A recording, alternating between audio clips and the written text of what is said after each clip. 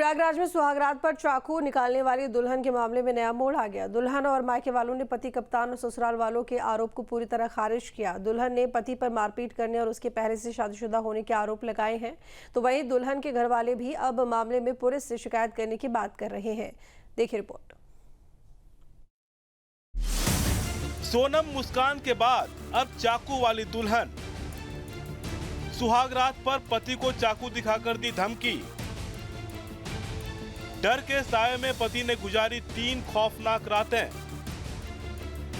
सुलह के बाद भी नहीं मानी दुल्हन, प्रेमी संग हुई फरार।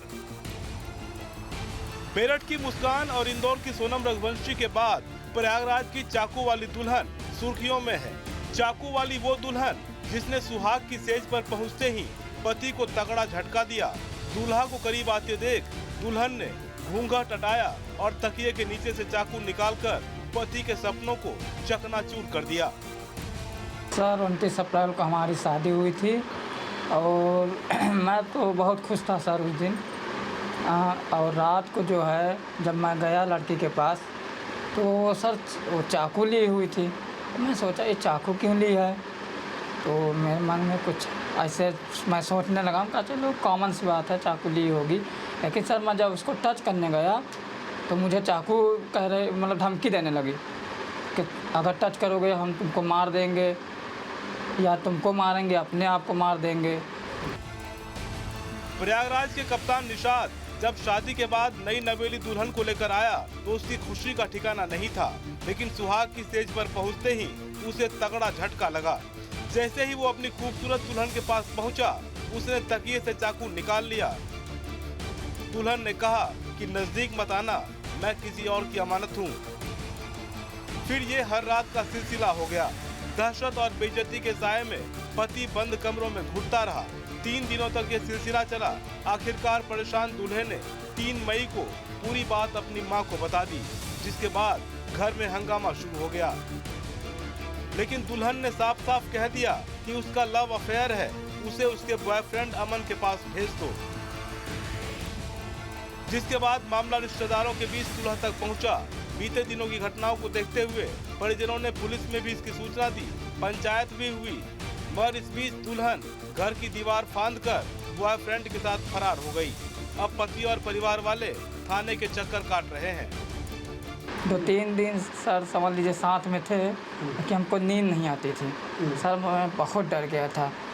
और उसके बाद सर एक दिन ऐसे मैं सो गया था, मैं जो है सो गया तो सर पता नहीं वो कब रात में लगभग 1 बजे वो हमारे छत पर से कूद के भाग गए।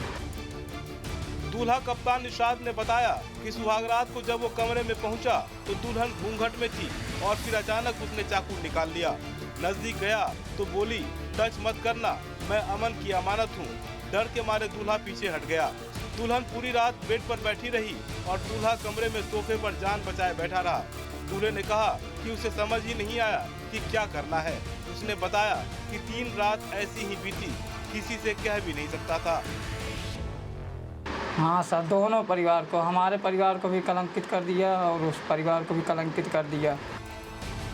कप्तान निषाद ने बताया कि अखबारों में कई केस पढ़ने के बाद वो डर के साए में जी रहा था। उसे लगता था कि वो अगर सो गया तो क्या पता नींद में उसकी हत्या कर दे। पति ने बताया कि दुल्हन आधी रात के बाद सो जाती थी, इसके बावजूद डर के मारे वो रात भर जगा रहता था और जब भी उसकी बात होती तो वो प्रेमी के साथ रहने की ही बात करती थी और धमकी भी देती थी। बोल रही थी कि हमको आप केदारनाथ घुमाने ले चलिए, तो हम सर फिर उसके बाद का मतलब कांड पहले कह रही थी।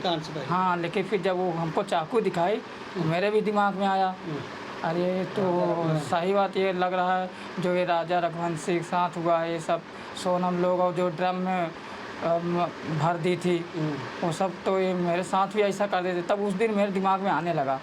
सर मैं बहुत डर गया था उतने समय। अब पूरी घटना को तारीखों में समझ लीजिए। 29 अप्रैल को कप्तान की शादी हुई, 30 अप्रैल को दुल्हन घर आई, 2 मई को प्रीति भोज का आयोजन हुआ, 3 मई को दूल्हे ने हकीकत बताई, 4 मई को परिजनों ने थाने में तहरीर दी, 4 मई को ही रिश्तेदारों को बुलाकर सुलह कराया गया। 25 मई को सुलह के बाद दोबारा दुल्हन घर लौटी। 1-2 दिन सब ठीक रहा, फिर ड्रामा शुरू हुआ। 31 मई को दुल्हन घर से फरार हो गई। 1 जून को परिजनों ने दोबारा पुलिस को सूचना दी। बहुत डर गए हम लोग, जान ल ऐसा 1 महीना 1.5 महीना दिन होगा, हम लोग कैसे जी रहे हैं, कैसे खा रहे हैं, वो तो हमारा आत्मा जान रहा है। 29 अप्रैल को दोनों परिवारों में शादी की जो खुशियां थी वो मई और जून आते आते खौफ और साजिश में बदल गई। पीड़ित पति ने बताया कि दोनों परिवार के लोगों ने उसे खूब समझाया पर वो नहीं मानी। दुल्हन के भागने के बाद पति डरा हुआ भी है और दुल्हन से अपनी जान को खतरा भी बता रहा है। सर बहुत खुश दिल से शादी किए थे हम लोग, बहुत क्या बताए, बोल ही नहीं जा रहा।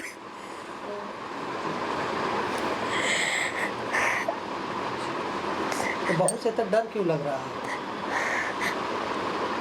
हमारे लड़के के साथ बड़ी गलत कर रही थी सर, अगर मार देती तो हम क्या करते सर।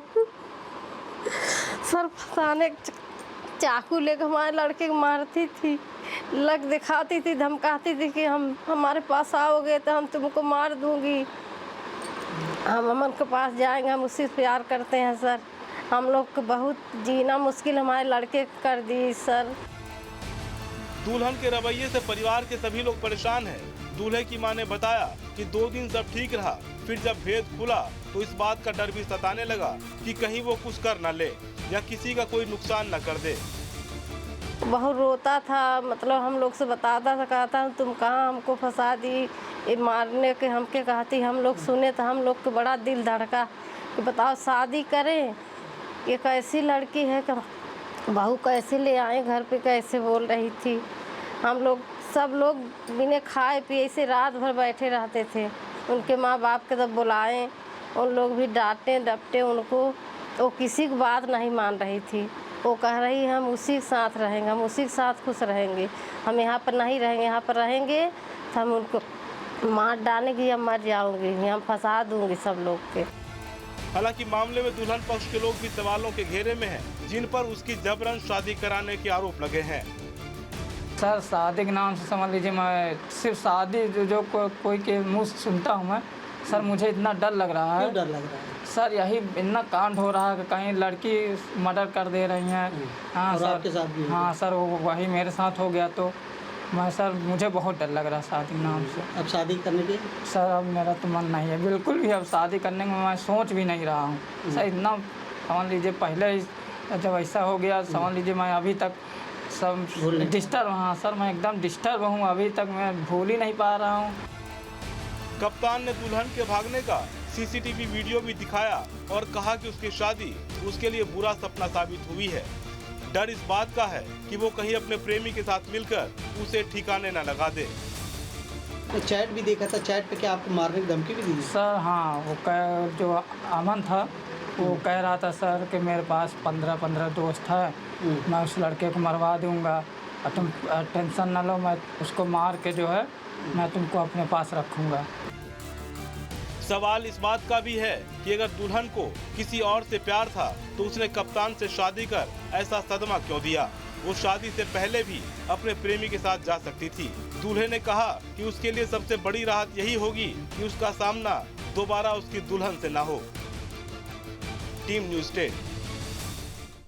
जहां भक्ति है हर शब्द में, कथाओं में छुपे हैं दिव्य रहस्य और ज्योतिष देता है जीवन को दिशा। धर्म से जुड़ी हर बातों को जानने के लिए हमारे चैनल स्तुति को सब्सक्राइब करें। चैनल पर जाने के लिए इस लिंक पर क्लिक करें।